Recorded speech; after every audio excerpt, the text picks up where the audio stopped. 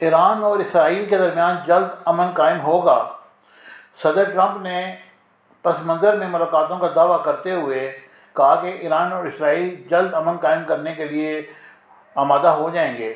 غیر ملکی خبر ایجنسی رائٹرز کی رپورٹ کے مطابق امریکی صدر ڈونلڈ ٹرمپ نے سماجی رابطے کی ویب سائٹ پر بیان میں کہا کہ ایران اور اسرائیل کے درمیان جلد ہی امن قائم ہوگا، کیونکہ متعدد غیر اعلانیہ ملاقاتیں ہو رہی ہیں اور دونوں ممالک کو معاہدہ کرنا چاہیے۔ ٹرمپ نے کہا کہ ایران اور اسرائیل کا معاہدہ کرنا ہمیں جلد ہی امن قائم دیکھنے کو ملے گا۔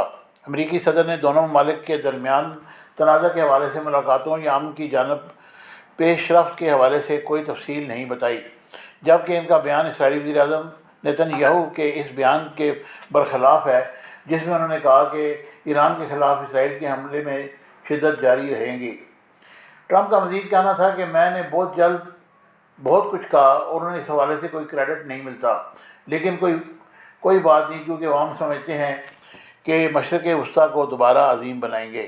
امریکی صدر اس سے قبل پاکستان اور بھارت کے درمیان کشیدگی ختم کرانے کا بھی دعویٰ کر چکے ہیں اور ان کا کہنا ہے کہ وہ کسی بھی تنازع کو ختم کرنے کی صلاحیت رکھتے ہیں۔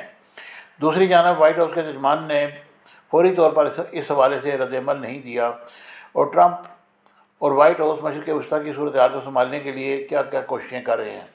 خیال رہے کہ ایران اور اسرائیل کے درمیان اتوار کو بھی حملوں کا سلسلہ جاری رہا اور دونوں طرف کافی ہلاکتیں ہوئیں۔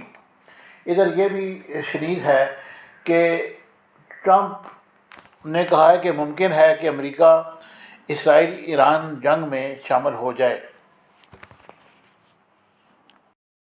Subscribe my channel Business Times News for latest political, national, international news. Don't forget to subscribe Business Times News.